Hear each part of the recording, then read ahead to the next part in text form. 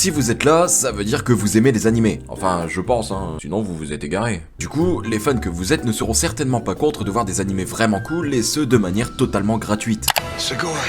En même temps, je dis ça, mais je suis pareil, hein, j'aime le gratuit.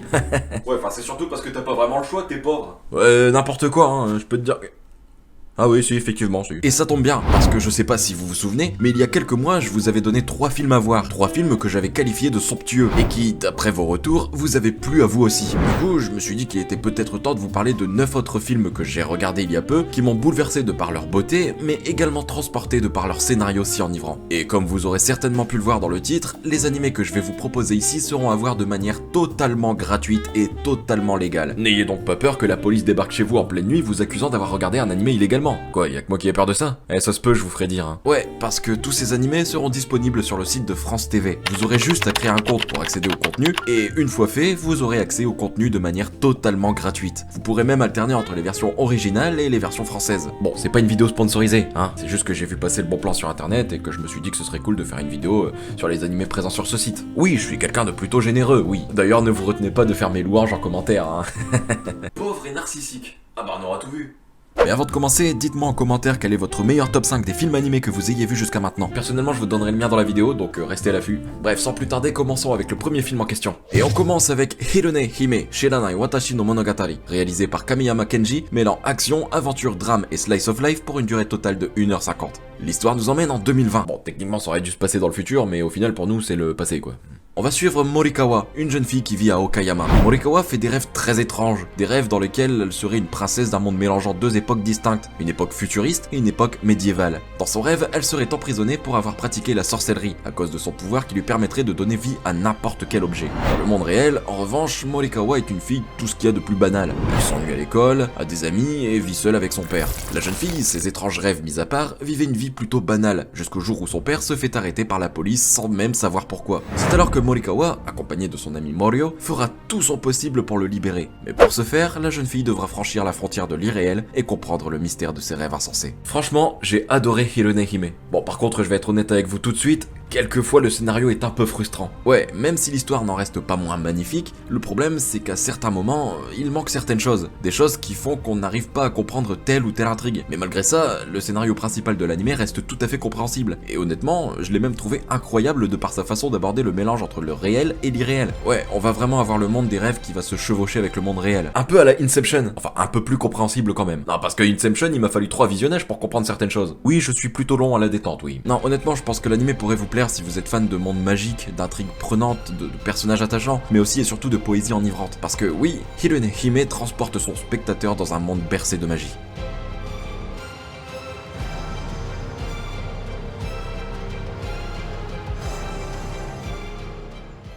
On passe maintenant au deuxième animé, Yoake Tsugururu no Uta, réalisé par Yuasa Masaaki, mêlant aventure, comédie, fantastique, school life et surnaturel pour une durée totale de 1h52. L'histoire va suivre Kai, un jeune collégien qui vit dans un village de pêcheurs avec son père et son grand-père. Plus jeune, il vivait à Tokyo avec sa mère et son père, mais à la suite du divorce de ses parents, il a dû déménager à Hinashi. Depuis, Kai a du mal à exprimer ses sentiments envers ses parents. Il n'arrive pas à leur dire concrètement ce qu'il ressent. Ce blocage lui provoque une profonde solitude, et son seul refuge consiste à uploader sur internet des chansons qu'il a lui-même composées. Un jour, il est invité par 2 de ses camarades de classe à rejoindre leur groupe. Bien que n'ayant aucune envie de faire partie de la bande, il décide malgré tout de les suivre à contre-cœur sur une île où les 2 amis ont l'habitude de répéter. C'est alors que sur cette île, Kai fera la rencontre d'une jeune fille qui chantait et dansait joyeusement. Cette jeune fille s'appelle Lou et est une sirène. Kai se rapprochera peu à peu de Lou, lui permettant ainsi de s'ouvrir un peu plus aux autres et de venir à bout de son blocage. Mais le problème, c'est que les habitants de la ville de Hinashi pensent tous que les sirènes apportent le désastre. Et de ce fait, Kai ne sait plus trop quoi penser de toute cette histoire. Mais les problèmes ne s'arrêtent pas là. En effet, un grand danger plane sur la petite ville et ses habitants. Un danger imminent. C'est alors que Kai fera tout ce qu'il peut pour sauver la ville et ses habitants. En un mot,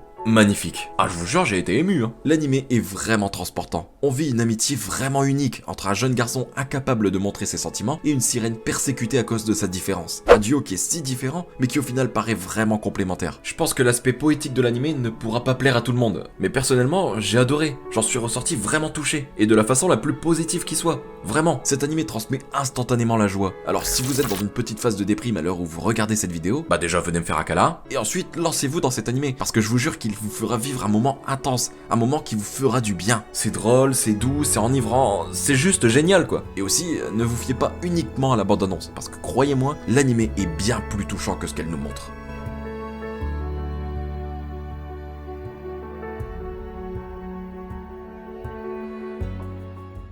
On passe désormais au troisième animé, Konosekai no Katasumine, réalisé par Kono Fumio, qui mêle drame, slice of life et romance pour une durée totale de 2h06. L'histoire va nous emmener dans le quotidien de Suzu Horano, une jeune fille qui a grandi à Hiroshima. Désormais en âge de se marier, Suzu épouse le fils de la famille Hojo, avec qui elle part vivre à Kore. Cependant, Suzu ne s'attendait pas à ce que la ville qui allait abriter sa nouvelle habitation soit autant marquée par l'aspect militaire. Malgré ça, la jeune femme essaye tant bien que mal de construire un quotidien prospère. Mais hélas, Suzu découvre très vite les déceptions de la vie de couple, comme certains regrets qui refont aujourd'hui surface. Malheureusement, ça ne va pas en s'arrangeant, puisque peu à peu, sa vie empire. La guerre commence à prendre plus de place et ses déceptions ne font qu'augmenter. Jusqu'au jour où, en 1945, un bombardement changera sa vie à tout jamais. Vous allez sûrement dire que je me répète, mais encore une fois, waouh! Mais ouais, mais en même temps, tous les animés que je vous présente dans cette vidéo sont des masterclass, j'y peux rien moi. Non, vraiment, cet animé, c'est une vraie claque. Pour tout vous dire, je ne m'attendais absolument pas à ça quand je l'ai commencé. Je m'attendais à une histoire d'amour sur fond de guerre, une histoire touchante, mais sans plus. Mais en fait, pas du tout. Je vais pas vous mentir, je ressens rarement des émotions fortes en regardant des animés. Bon, comme tout le monde, j'ai badé après Shigatsu wa Kimi no Uso. Mais ce que je veux dire, c'est que c'est rare que je finisse en bad après un animé. Et pourtant ici, ça a été le cas, hein. Bah du coup, ceux qui sont en dépression actuellement, celui-là, vous le regardez pas, hein. Bon, et puis revenez me faire un câlin, tiens. Certes, l'histoire est magnifique,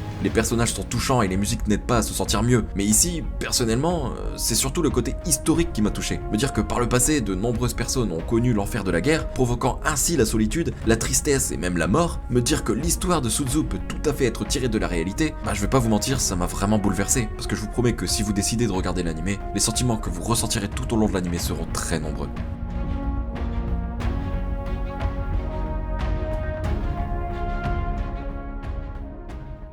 On continue avec Hana to Alice, Satsujin Jiken, réalisé par Iwai Shunji, qui a pour genre drame, school life et enquête pour une durée totale de 1h40. On va suivre Tetsuko Aresugawa, une jeune lycéenne qui vient tout juste d'être transférée. À peine arrivée que la jeune fille entend parler d'une rumeur plutôt inquiétante. En effet, l'occupant précédent de sa place en classe aurait disparu, présumé assassiné. Ouais, d'après les rumeurs, le garçon en question s'appellerait Juda, et qu'il aurait été empoisonné par l'une de ses 4 épouses. Intriguée par cette étrange rumeur, Tetsuko décidera d'enquêter sur cette étrange disparition. C'est alors qu'elle rencontrera Hana, une camarade de classe qui vit recluse chez elle. Toutes deux décideront alors d'éclaircir ce mystère. Bah franchement, j'en attendais pas grand chose, mais au final, bah c'était cool. Bon, je sais que l'animation pourra en freiner quelques-uns, hein, c'était mon cas aussi au départ. Mais honnêtement, une fois qu'on en est pris dans l'histoire, bah on en oublie totalement l'animation un peu atypique de l'animé. Et puis entre nous, l'animé possède beaucoup de qualités, hein. C'était vraiment drôle, j'ai passé beaucoup de temps à rire, mais aussi à découvrir une belle histoire d'amitié. Faut noter aussi que cet animé arrive à provoquer une sorte d'introspection. Ouais, on a tendance à se revoir dans notre période de lycéen, réfléchir de façon un peu abusive. Et c'est ça qui m'a plu dans Hana to Alice, c'est le côté innocent des personnages, mêlé à l'esprit loufoque de deux lycéennes, le tout dans un univers vraiment réaliste. Faut noter que l'animé est un préquel d'un film de 2004, qui lui est sorti en vrai film, et qui n'a pas du tout la même histoire pour le coup, hein. Mais rassurez-vous, vous n'aurez absolument pas besoin d'avoir vu le film de 2004 pour regarder l'animé. Bref, je vous invite vraiment à regarder cet animé si vous voulez vous évader un peu dans un moment de joie, de rire, mais aussi de nostalgie. Enfin, si vous êtes un lycéen au moment où vous regardez cet animé,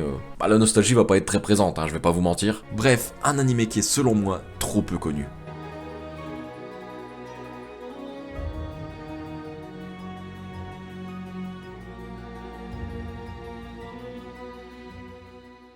Sakasama no Patema, réalisé par Yoshiura Yasuhiro, qui mêle aventure, drame fantastique et fantasy pour une durée totale de 1h39.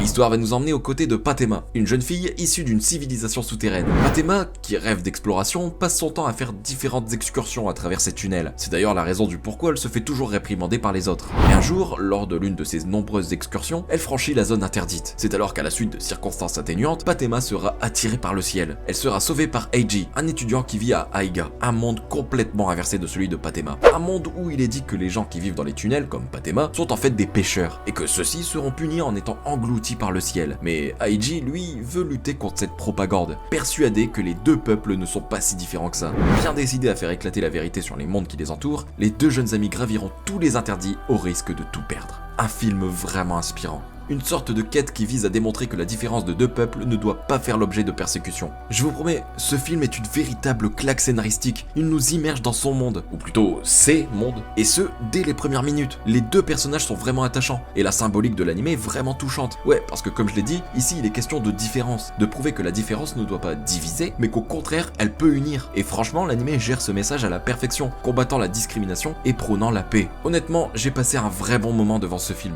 La qualité atmosphérique de l'anime est parfaitement gérée, arrivant à jouer avec nos émotions, mais aussi à nous plonger pleinement dans le monde si surréaliste de Pantéma.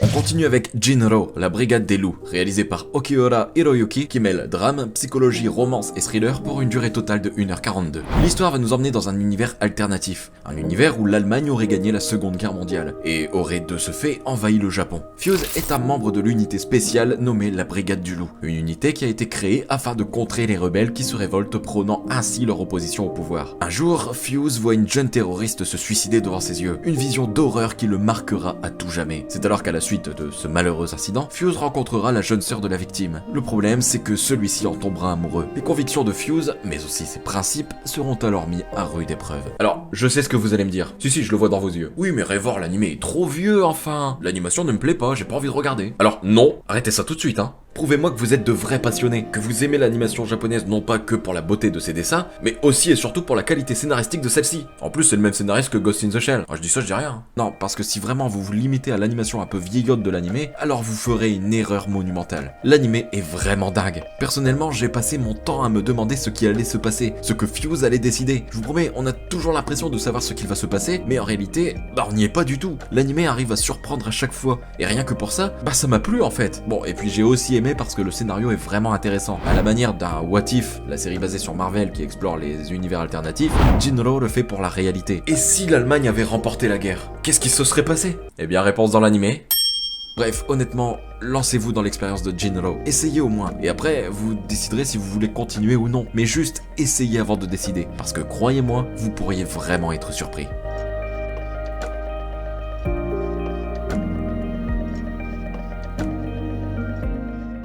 On continue avec le 7ème animé Kumo no Moko Yakusoku no Basho, réalisé par Makoto Shinkai, qui mêle aventure, drame, romance et science-fiction pour une durée totale de 1h31. L'histoire nous emmène après la Seconde Guerre mondiale, où le Japon a été divisé en deux. D'un côté, l'île d'Hokkaido, occupée par l'Union, et de l'autre côté, le reste du Japon, annexé par les États-Unis. Durant cette époque, l'Union décide de créer une tour gigantesque sur l'île d'Hokkaido, désormais appelée Ezo. Cette tour a la particularité de fasciner tout le peuple japonais. Hiroki et Takuya sont deux amis qui, eux aussi, sont extrêmement attirés par cette tour. Tellement attirés qu'ils décident de se mettre à construire un petit avion qui leur permettrait d'aller à Ezo, et ainsi de se rapprocher de plus près de cette fameuse tour. Avec le temps, Sayori, l'une de leurs camarades de classe, décidera de les rejoindre dans le projet, et tous trois se feront la promesse de voler jusqu'à cette tour. Mais les trois jeunes amis étaient loin de se douter de ce qui allait se passer. Bon, qui ne connaît pas Makoto Shinkai? Je vous le demande! Rien qu'avec le succès qu'il a eu avec Kimi no Na wa, à mon avis, vous avez déjà dû entendre son nom au moins une fois dans votre vie d'otaku. Vous savez donc qu'il est connu pour faire des œuvres oniriques, qui arrivent à transporter le spectateur dans un florilège d'émotions, dans une histoire envoûtante qui vous fera sans doute passer un excellent moment. Et ici, c'est pareil. Bon, après je vais être honnête avec vous, c'est le film que j'ai le moins aimé de tout ce que je vous présente aujourd'hui.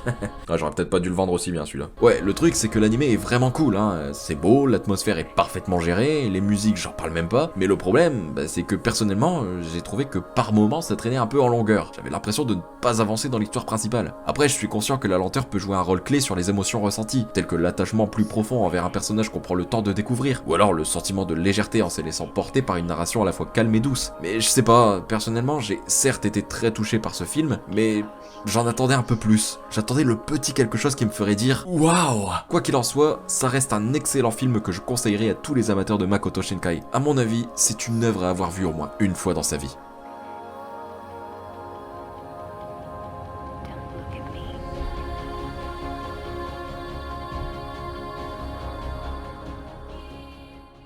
Et enfin, on termine avec les 2 derniers animés. Ouais, les 2 derniers parce que là je vais pas m'amuser à les présenter, hein. Ah bah non, je suis sûr que 100% des gens qui regarderont cette vidéo connaîtront les 2 animés dont je m'apprête à vous parler. Ah bah du coup je m'évite du boulot pour rien, hein. Ces 2 animés en question, c'est June, la voix du cœur, et A Silent Voice. 2 véritables chefs-d'œuvre de l'animation japonaise. 2 petits bijoux qui parlent d'un handicap très lourd à porter. L'un, la surdité, et l'autre, le mutisme. 2 animés qui m'ont personnellement bouleversé. Honnêtement, je pense que ces 2 films, avec Colorful, Giovanni no Shima et Le Voyage de Chihiro, font partie de mon top 5 des meilleurs animés que j'ai vus. Les musiques, l'atmosphère, les messages des 2 films, tout était parfait. Alors du coup, si vous avez envie de voir ou revoir ces 2 chefs-d'œuvre, eh bien sachez qu'ils sont disponibles gratuitement sur le site de France Télévisions.